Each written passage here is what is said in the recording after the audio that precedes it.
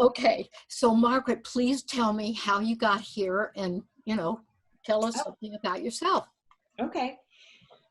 Well, let's see. I'm involved in some poetry groups in town, in Newburyport. And I was just, I'm always kind of on the prowl for more opportunities to listen to poetry. And I've always been terrified of open mic, so I've never, ever done that. So this is new for me. I'm in a group with Peter. And so I really wasn't even prepared to read. I wasn't sure what this would be like today. But I'm going to go for it. Good. Yeah. So I'll start with this. This first poem is something I just wrote, but it does need a little introduction. It's called While Giving the Hegarty Test in 2020. And the Hegarty test is something I do at work. I'm a teacher, and for the past month, I've been assessing students, first graders, remotely, and it's a sound test. It's a way for me to hear how well they can hear the sounds in words, and can they manipulate the sounds in words. It's called phonological awareness. Anyway, so I've been doing that test every day for quite a few weeks. It also includes rhyming. The test has some rhyming as well. So anyway, so that was going on along with the upcoming election. So that's kind of what was inspired this poem. While giving the Hegarty test in 2020. What rhymes with mad? Say sad. You hear it now? Rebecca stares into the screen. She's 6. Her shirt's a blur of unicorns in flight. I'll say a word, you'll say it back. Say sick. Her mother passes through the room in sweats and calls to someone out of view. I strain to listen, though I know I shouldn't care. The middle sound in sick is I. Say I. She lifts her doll to show me its new dress, a purple gown with stars outlined in gold. I'll say a word and segment into parts. Say fever. Fever has 2 syllables. My back is aching from this broken chair. For weeks, I've only tested kids. I wear a mask that's clear so they can see me smile. The word is vote. Please say the sounds you hear in vote. Rebecca's mouth comes close. Her teeth grow large and fog appears. She makes the sounds with care. V-O-T. I used to notice all the cheery words, like beach and garden, hug and lake, excite. But now I cringe into the monitor. The words of years before seem mute, erased, and all I hear is 2020's dirge. What rhymes with mad? Say sad. You hear it now? Nice. All right. Great, Margaret. Well, wow. I've taught ESL and had a lot of sympathy for my students who have to struggle with all the vowel sounds in English. And, so good for you. Yeah, well, thank you. Yeah. Oh, and this doing the hands like this, this comes from Tony Toledo, who is a storyteller. You may know him. And his ex-wife, is deaf, and this is the way deaf people clap. Okay. So anyway, thank you, Margaret. Okay, thanks for listening. Please make sure I have your email, and I'll put you on my list. Okay, I will. Okay, all right. Merrimack Mic, MIC @gmail.com will get to me. Okay. All right, great. All right, well, let's see. The next person who showed up is Elizabeth Wolf, the co-conspirator of Merrimack Mic. Elizabeth.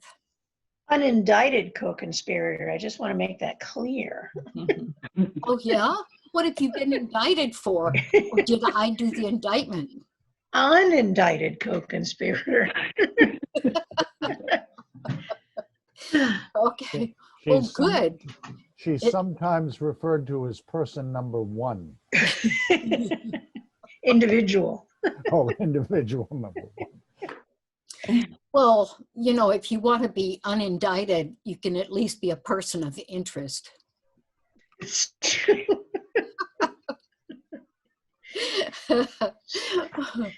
So, Elizabeth, lay your So word on us. I have one that's fresh off the press. Was written this morning, but it's been rumbling in my head for a couple days. So it's written as if we don't have the results yet, because the morning after, I was in a group chat with a couple people, and we were all sharing, how did you sleep last night? Did you sleep last night? And one of my friends said, I was still awake at 3 a.m. practicing breathing and trying not to think about Hitler. And I am a prompt writer, and I have been waiting to use that prompt. So here you go. It's called Still Awake at 3 a.m., practicing deep breathing, trying not to think about Hitler, waiting for the results to come in, wondering how it could possibly be in doubt. A Black poet friend on Facebook, who I have never met but may be in love with, posted a video clip of Malcolm X talking about the chickens coming home to roost. Has there been progress, he is asked. No, I won't say there's progress, Malcolm answers. You stick a knife in my back. It's not progress when you pull back some, or even when you pull it out. You've got to heal the wound. They won't even admit the wound is there. Still awake at 3 a.m., practicing deep breathing, trying not to think about Hitler. Walking with a friend, she tells me people at work are smirking that now the news isn't talking about COVID. But of course, they are. Over 100,000 diagnosed per day, a handful a day inside the White House.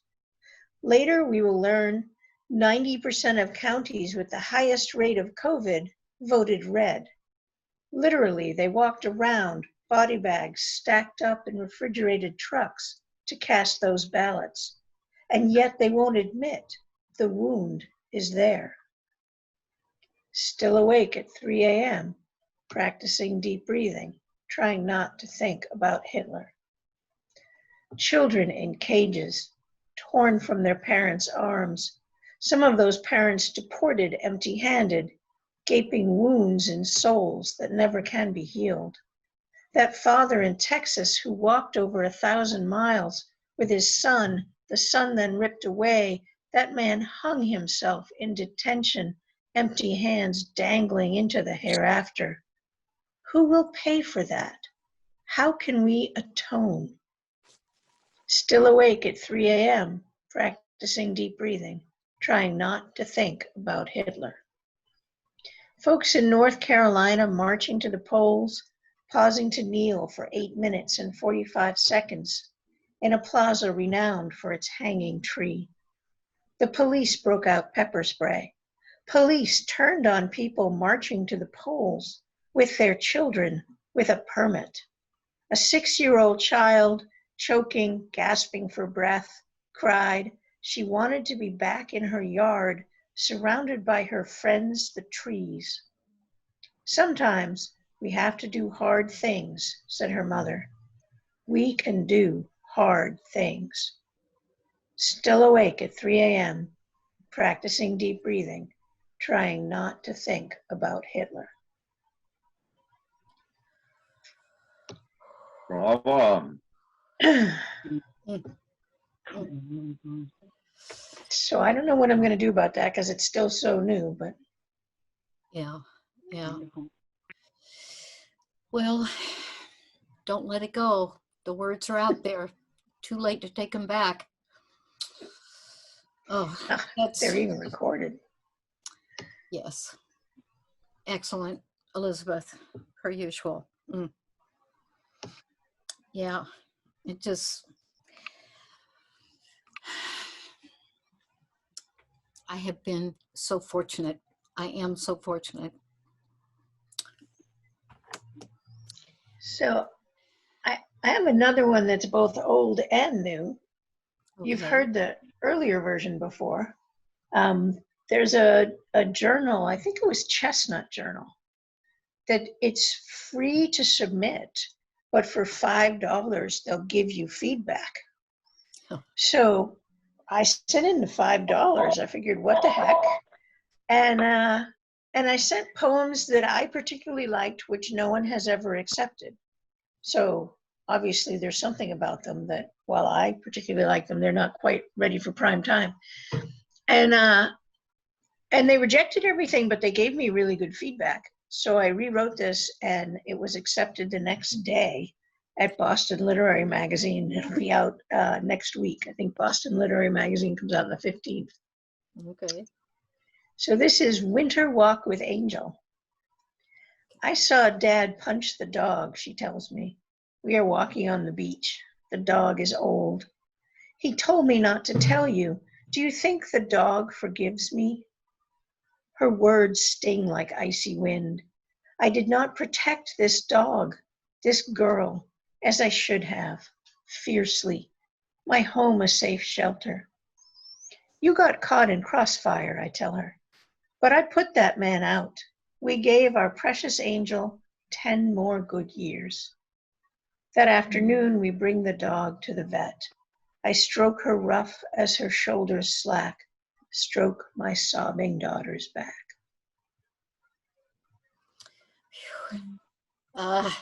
Yes. Yes. Oh my goodness. Oh, I can try to pull you up one little bit. My last thing. okay. Do I have to get another box of Kleenex out? No. Okay. All right, good. Go for it. Here in Merrimack, we had 5 people run for selectmen, which is amazing because usually when you go to vote the local races, there's one person running unopposed. So we had 5, and the winner was an 18-year-old who just graduated high school last year. He's in his freshman year at Merrimack College. He's living at his parents' house. He's an awesome kid. He was the student representative to the school committee. He's done all sorts of things. There was immediately all this pushback, not only that he was too young, but that he doesn't pay property taxes. So he shouldn't be allowed to represent us because he doesn't pay property taxes. So here's my letter to the editor that I think is coming out tomorrow. Dear editor, so Ben gave an interview to the Newburyport News where he actually apologized for not paying property taxes. So here's my response. Dear editor, congratulations to Merrimack's newest selectman, Ben Ballou. You ran a good race and should be proud of your win. All candidates must meet the same criteria: registered to vote and endorsed for the ballot by fellow residents. Old enough to vote, old enough to be drafted and fight for your country, old enough to serve your town. This is what we had in mind when we lowered the voting age to 18 in 1971. Here in the US, we do not limit office holders to only the landed gentry. We had a whole revolution about that. Representation of all citizens matters. Personally, I have a mortgage on my home. Additional funds are withdrawn by my bank, held in escrow, and used to pay my property taxes quarterly. Those who rent in town have property taxes factored into the amount they pay weekly or monthly, which the landlord then uses to pay the taxes. We all benefit from local taxes. They pay for our schools, our playgrounds, our sidewalks and roads and library, fire and police services. Someone who grew up here and went through our schools, like Ben and Tim Boyd, are particularly well qualified to consider how these monies should be collected and dispersed. We had a large field of candidates this election. Thank you all for caring enough to make that effort. A special thanks to our town clerk, the many folks who assisted her, and the postal workers who moved our absentee ballots. We are living in interesting times. Let's move forward and see if we can make tomorrow better. Regards. All right. All right. Well, and you know, Mm. speaking of property taxes, our current fearsome person in the big place that he lives in, you know, he doesn't pay property taxes either. So uh, anyway, Point. Well, I find it interesting that he wasn't too young to run. He was just too young to win. Exactly. right. All And right. someone posted on Facebook, he's not even of age. And I'm like, but he is. What do you think of age is? It's a slippery slope. very, very slippery. Oh, goodness. Well, let me welcome another new person. Cindy, have you ever been to Merrimack Mic before? I mean, I know you've been on my list for ages, but have you ever come in person? No, no. Okay. Can you hear me all right? You're a little bit faint.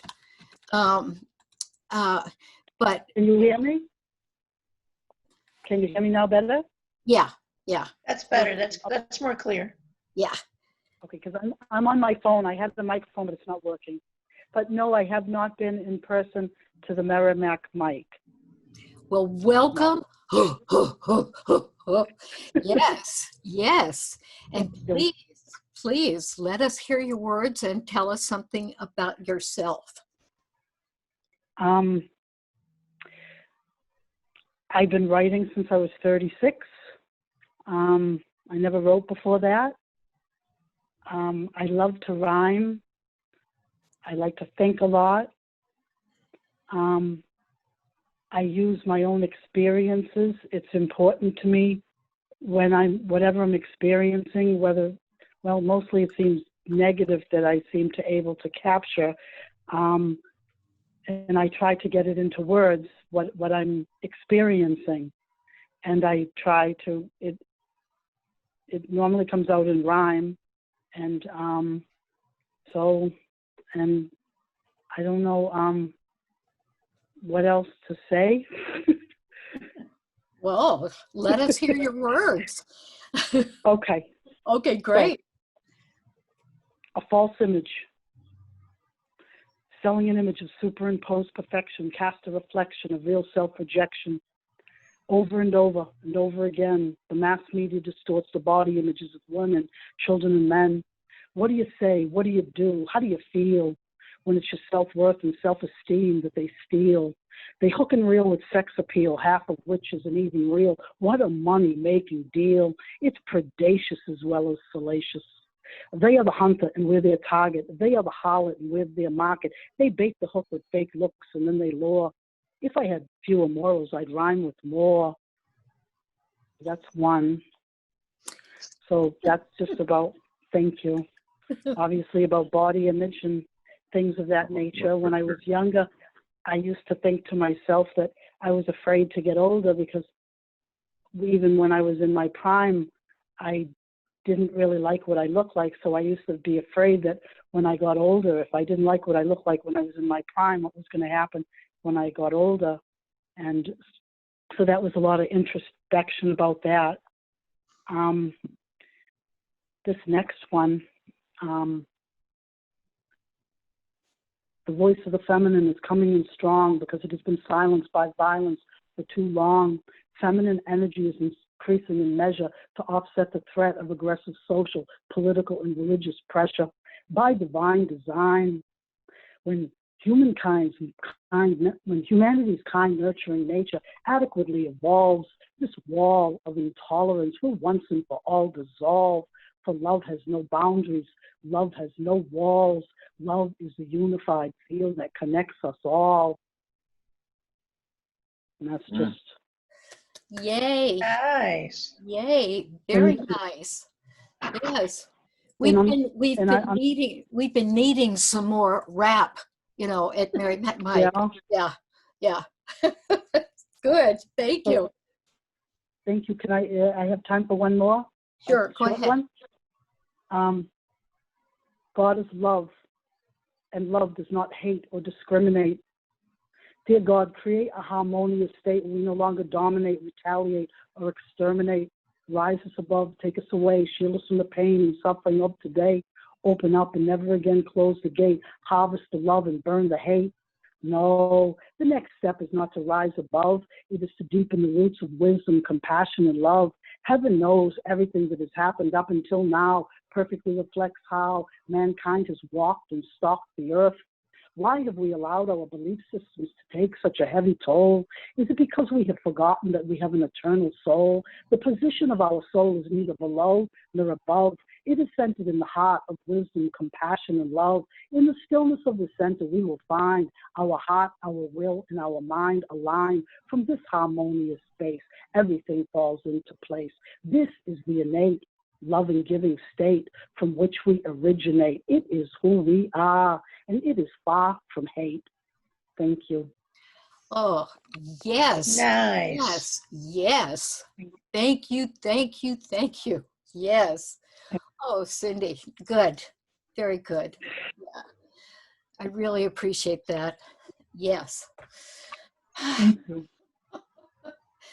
And oh, and you're one. The other one. I have a poem that from a Black poet that I'm sure I'm going to love. That I'll wait till later, till the end to read, because it's it's a little bit long. But anyway, it's about loving his body. So I want to read that, but after everybody else reads. Okay. So thank you, Cindy. Great. Thank you. All right. All right. Well, so now let's see. I don't know exactly who showed up next, but how about, let's see, was it Muriel or Peter? How about Muriel and then Peter and then Herb and Bob? Okay. So Okay. are you here? Yep, Okay. I'm here. All right. Okay, so this is a poem that I wrote in a fanciful state of mind, trying to get away from all this election stuff. It's called The Tree. A tree appeared suddenly in a low-income neighborhood. This tree was unusual because its leaves were of different colors, some red, some purple, some green, some yellow. It was a multicolored leaf tree. A little boy passed by on his way to school, and a red leaf fell on him. He picked it up and thought, "This is love." An old man with a cane passed by, and a purple leaf fell on him, and he realized it meant health. Soon the newspapers heard of the tree and wrote an article in the Daily News with a picture of the tree. The town started having all kinds of visitors and tourists to see this tree. And they went out for lunch and bought gifts for their friends and families. And soon the town became a popular destination. The town people started to prosper and make money. People had jobs and the poor had food on their table. This is the story of a tree that came to a town and brought happiness and prosperity. That's it. All right. Nice. Well, trying to get away from all that election thing. Okay, so this is another one called Last Night. Last night it was dark on my deck, and suddenly white ethereal forms showed up, mysterious and misty. Are they here to give me messages from my departed friends and relatives? Or are they here to give me a message about my life and my artistic endeavors?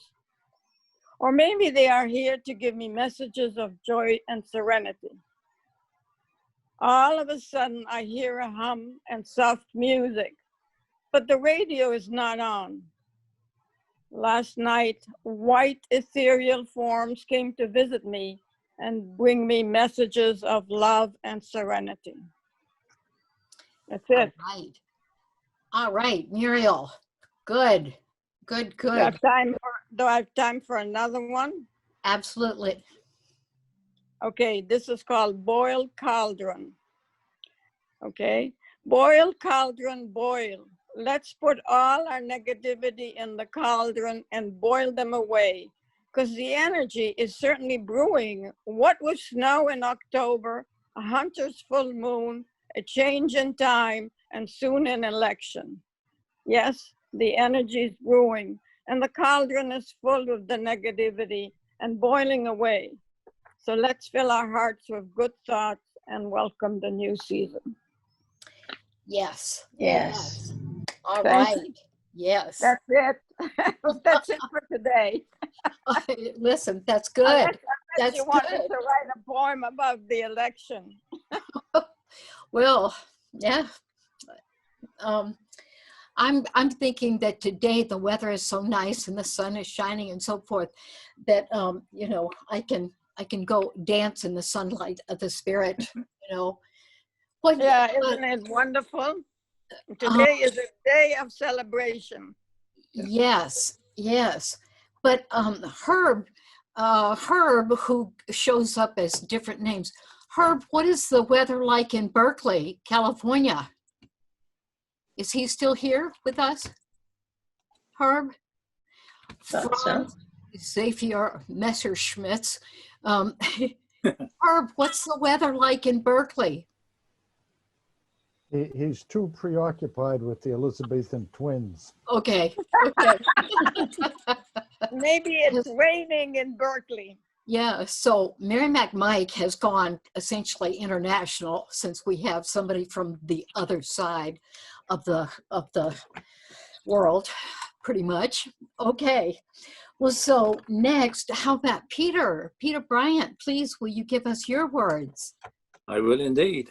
All and right. I've got to give Margaret some credit, because she wrote a pantoum as a trial thing a few months back, and then I rose to the challenge and I wrote one, and that's what I read last time I was with you. Okay. And that was about the ospreys. And a pantoum is a very good thing for dwelling on a theme, but it's not really for spending out a long tail, because the lines kind of repeat so much. Mm-hmm. So what I then wrote was the tail to the pantoum, and then the sting in the tail to the pantoum. So I've got two poems that follow the pantoum. And there were two particularly important lines in the pantoum. The first one was the osprey mother looks after her chicks. And the second one was, somehow she knows exactly what to do. Anyway, the tale of the pantoum starts in early September, and the mother is called Annie. Mother Annie's role has changed, it's true. Somehow she knew exactly what to do, but she flew away these 3 past weeks because they could fly at last. And they are Vivi, Rusty, and little Liz. So this is kind of in early September when this was written. Dad Squam will keep a watchful eye to see if they could feed and fly. The bigger two took all the food. It really was so cruel and rude. Poor little Liz had all the hunger because she is just 2 days younger. 2 weeks ago, the big two left, and Liz was now alone in nest. Dad sits quite still on his tall pole. He brings her fish to feed her soul. Liz is calling. What does she say? She sees her dad about twice a day. Somehow he knows exactly what to do to make sure that little Liz pulls through. Now they're all gone. Mum and Dad won't meet till spring. Mating is a funny thing. 40% of the chicks will come back in 2 years. Setting off, they had no fear, except for Liz, who wasn't clear. I wonder how they'll all get home. But they all flew south all on their own. What do they think that they are free? Squam Annie, Vivi, Rusty, Liz, and me. And that was meant to be the end. That was early September. But there was a sting in the tail. But that is not the end, you see. Although she should, Liz did not flee. She sat in the nest and cried all day. 3 weeks since the chicks had flown away. Dad was still around but tough. You see, he'd really had enough. I wondered if she'd ever go. We were worried, did not know. Then suddenly, Liz flew off low. Somehow he knew exactly what to do. The other sting that's in the tail is Liz turned out to be a male. And this is Liz. Can you see Liz? Oh, nice. It was a little baby when we first did the pantoum, and that was pretty much on the day before she left in mid-September. Sorry, before he left in mid-September. That's impressive.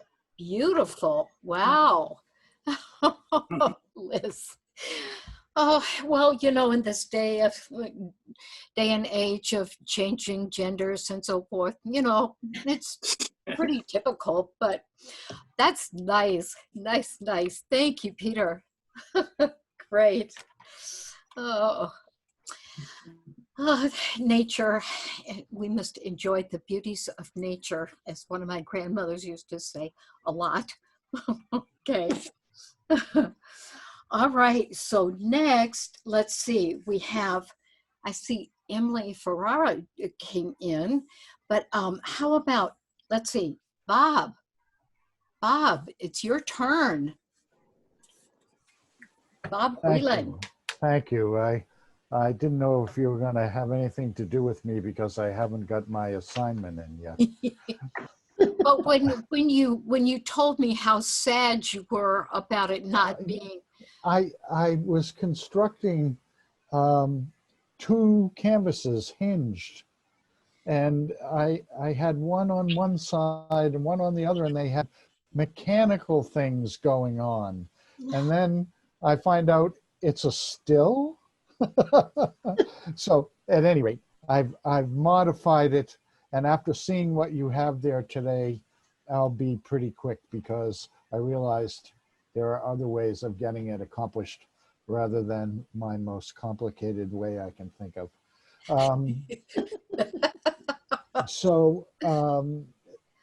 This also was from last week. While it's a haiku, it's an American haiku. Anxiously waiting, intensely anticipating erectile dysfunction. Ooh. I love it. That's perfect. Oh, good for you, Bob. Yeah. Okay. How about I have one that not what I typically read, but next August I will have been friends and spent 50 years with my first wife, but my only wife, by the way, but we're not married anymore. Poets and philosophers are just impossible to live with. And I'm a psychologist on top of that, so 3 strikes and you're out. I did a lot of work with abused children, and I took my boundary keeping very seriously, and you don't make any money in human service. So I worked 2 and sometimes 3 jobs. So now I'm gone most of the time working, and then when I get home, I'm not talking. So essentially, you could say she was abandoned in the relationship. And we're celebrating next August anyway, but here's a poem sort of about that. This is not an excuse. So many silent children hurt. I know because I was one of them who learned to seal the bottle tight. My only escape was to help, seeking together that which was wanted most. When the bottle was open, it drank the pain, filled quickly, sealed tightly again, kept the genie trapped. Silence was my respite, robbing you of what you needed too. Oh, nice, nice, nice, Bob.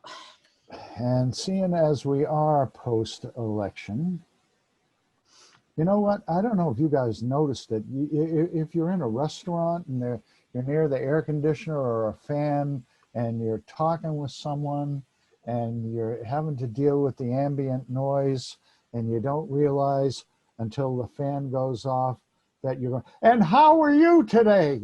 So when it goes away, you notice. And I slept better last night than I have in a long time. And I feel an optimism in people. Now, that can be a mirage because there's plenty of work to be done. But my daughter sent me a meme that said, try to live your life so that when you lose your job, the whole world doesn't have a block party. So that's where we are.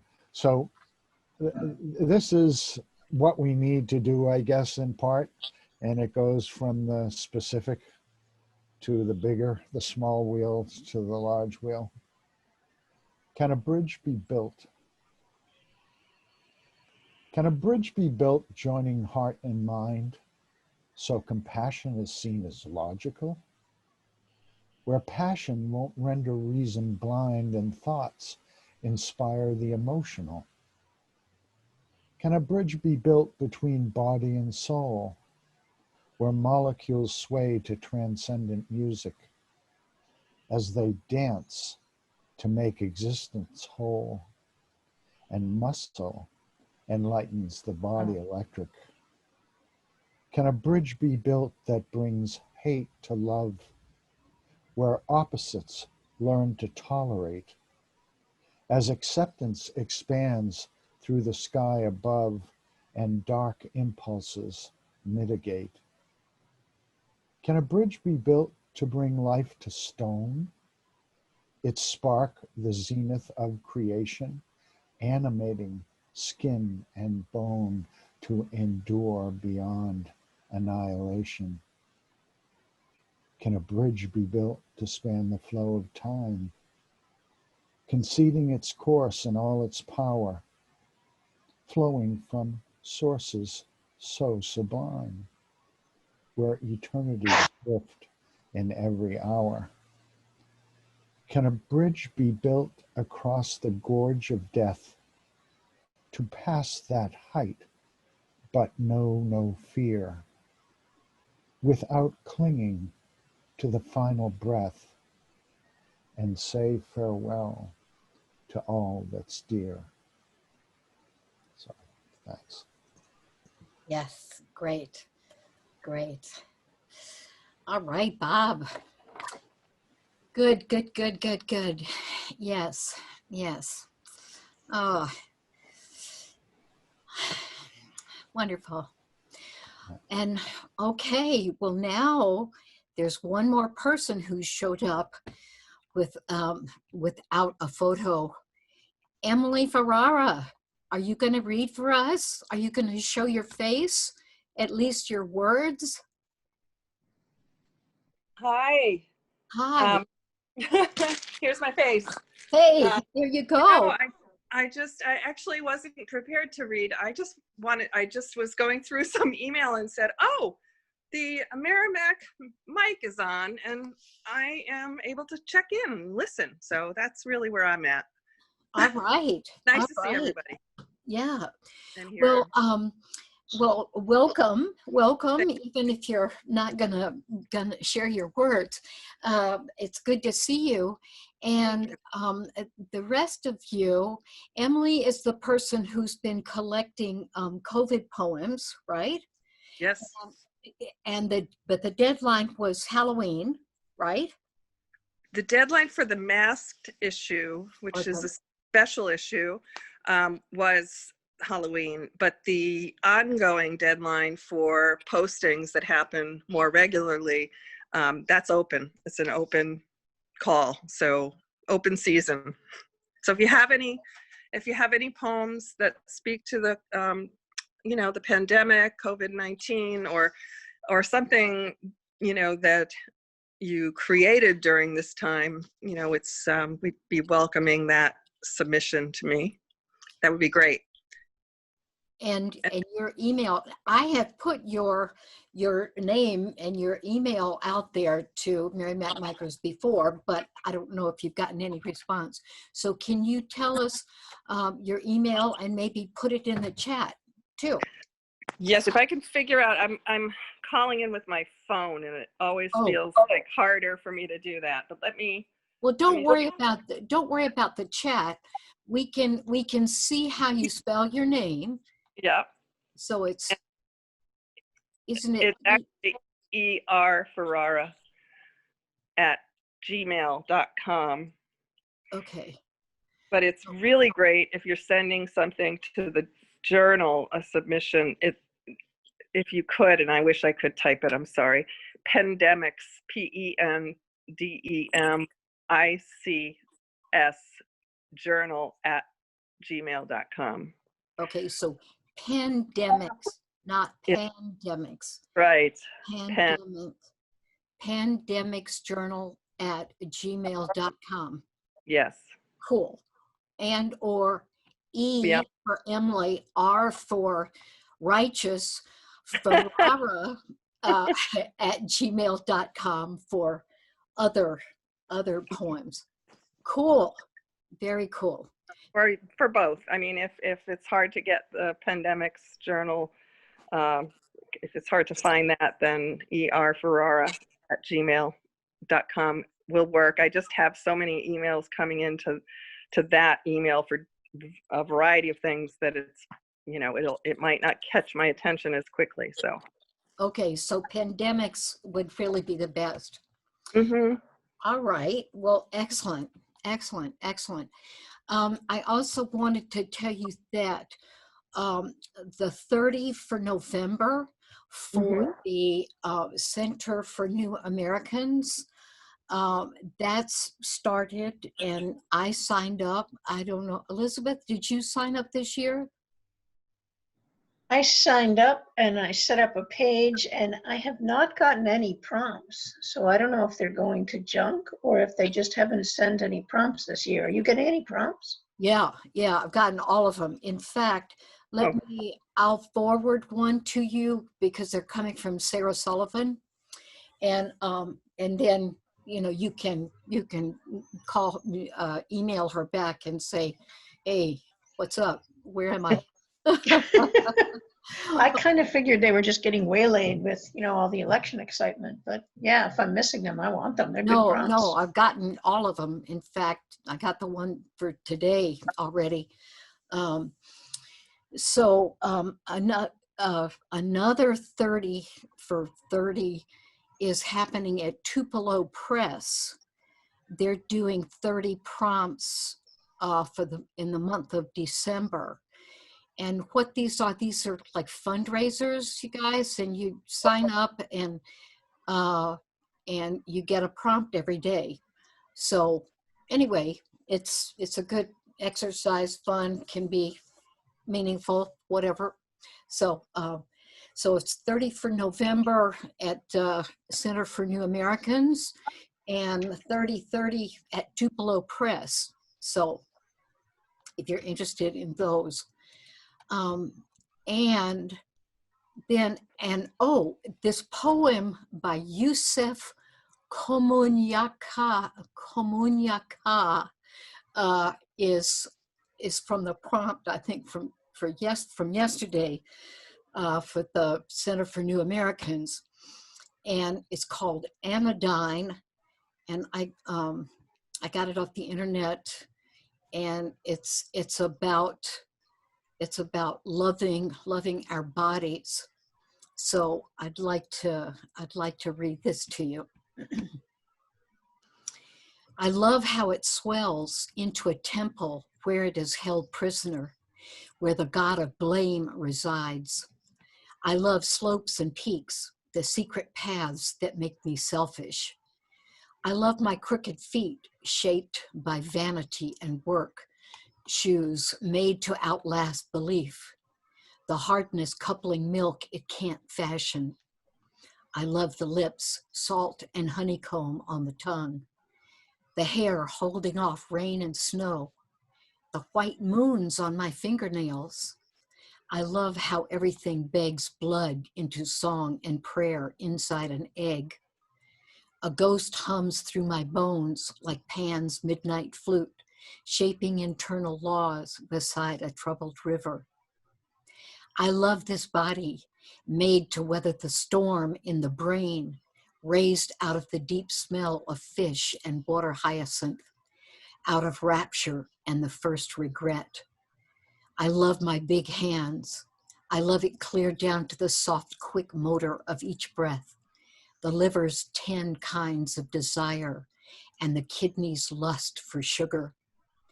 This skin, this sack of dung and joy, this spleen floating like a compass needle inside nighttime, always divining West Africa's dusty horizon.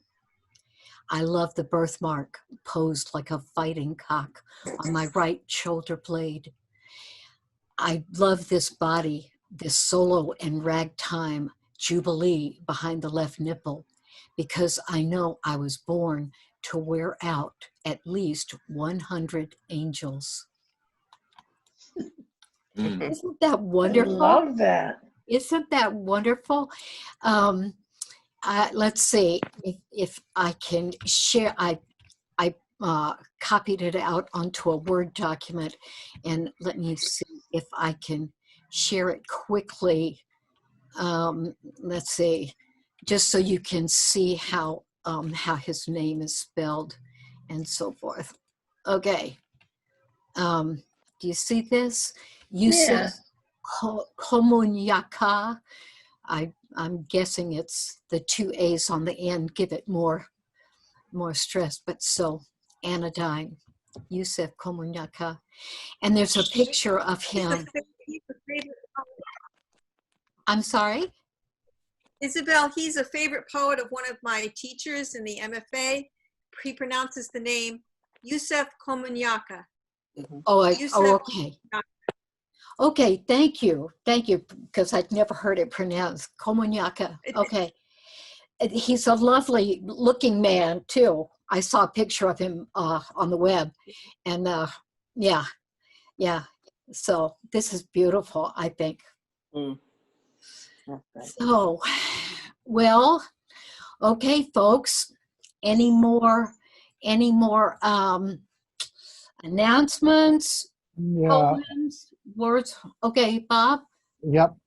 This Wednesday night at 7 o'clock, Rockport Open Mic will be a Zoom open mic. It starts at 7.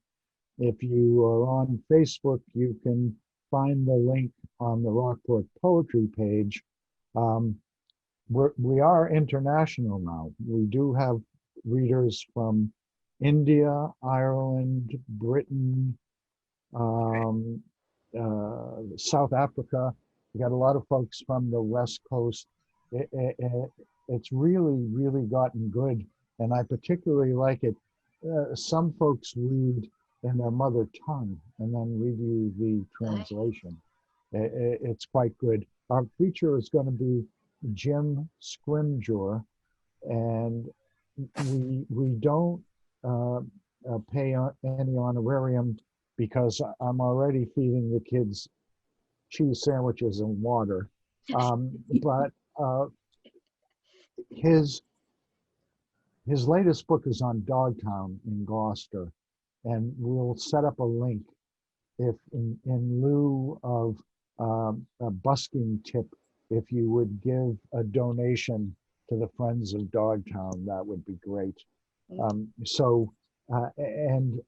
rockportpoetry.com has gone live, and it's not fancy, but it does what it needs to do. and the link will be on there too. So that's my announcement. What time is it, Bob? 7 o'clock on Wednesday night. And I think somewhere here I might have something. I'm so glad I still have a job. However, working nights really interferes with other important things in my life, like poetry gigs. So, Yep, yep. So what's the link for that Wednesday thing? Okay, I can't give you the link now. It will be a Zoom link. If you put if anyone is interested, if you want to put your email in the chat. Okay, I I'll put my will- email in the chat. Okay, and I will cut and paste. And I'll put you on the list, and I'll send you the link in the email. But Okay. it will be posted. I'll start the chat email now. So I put it on the chat. okay. My okay. email. So You know my name is Muriel. I think I actually have your signature on a piece of art here. So if I forget, I'll just go read it. Okay. And Muriel, the link will be on Rockport Poetry Facebook also. Okay? Okay. Yes. Okay. All right. So And is this every Wednesday, like next Wednesday? it's once a month. Oh, once a month. Yep.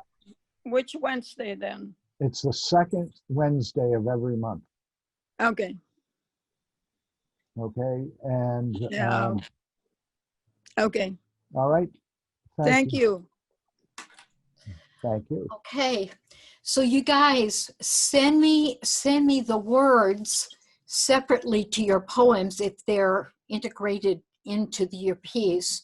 Okay, And, now Isabel, I keep losing your email. So what's your email? Would you put it in the chat? oh, I know. I keep sending you things and they come back. it's probably because you're using Verizon, which hasn't been in existence for 3.5 years now. So, but here's. So is it Merrimack Mic? Okay, merrimackmic@gmail.com or Isabel at isabelvanmerlin.com, either one. So Margaret and Emily and Cindy, by all means, if you would like to participate in wordplay, please send me stuff, okay? It's definitely not too late. And an alternate name for wordplay is, I'll put it in the chat, is warts. No, come on. Well, look at the chat and you'll see how it's spelled and why it's called warts. Oh, Isabel. Oh, come on, Muriel. Don't give me a bad Isabel. time. So, Isabel, if we send you Word docs or audio docs, how long will you be accepting pictures? So if I can get Samantha to take a better picture with less glare, yeah. Do we have like 2-3 weeks? Because she'll be home for Thanksgiving, after Thanksgiving. Yes. I mean, I mean, on the one hand, I could finish a PowerPoint presentation this afternoon. However, you wouldn't be able to read the words. So Right. I'm still working on it, obviously. So, and I do want to do some other formats. I think it's the least we can do after people have put in so much energy. And creativity for this. So please know that you're welcome, all of you. Okay. So what else? What else can we do? We've got, Well, and then when do you want our voice over? When you want that? this afternoon. This Whenever. afternoon. Well, why Okay. not? All right, Isabel, you're very demanding. After you go out and play, stand under a tree and do your voice recording. Why do I have to stand under a tree? To go with your poem about trees in the fog. Oh! And then your poem from today about the different colored leaves. In the Bible, and you guys know I'm not a churchy person, but a couple of weeks ago, there was a Bible reference, and I can't tell you where it's from, maybe Isaiah or something, but it says, the mountains sing and the leaves of the trees clap. Yeah. For us. All right, and then the most recent one is, the leaves of the trees are for the healing of the nations. Oh, wow. We certainly need a lot of leaves. Yes, yes. So please, the leaves are still falling, and they're falling on sacred ground, which is always sacred. And so I would like that to be sort of our final prayer for today. The leaves of the trees are for the healing of the nations, and our words are on each one. So Perfect. okay. Thank you, everybody. Namaste. Thank you, Isabel. Namaste. Thank you. Thank you, Isabel. Thank you so much. People, for coming. It's nice Thank to you, see you. Bill. And thank you, everyone. Thanks, Isabel. Thanks. I know. All right. I'm going to end. Have a great day. All right.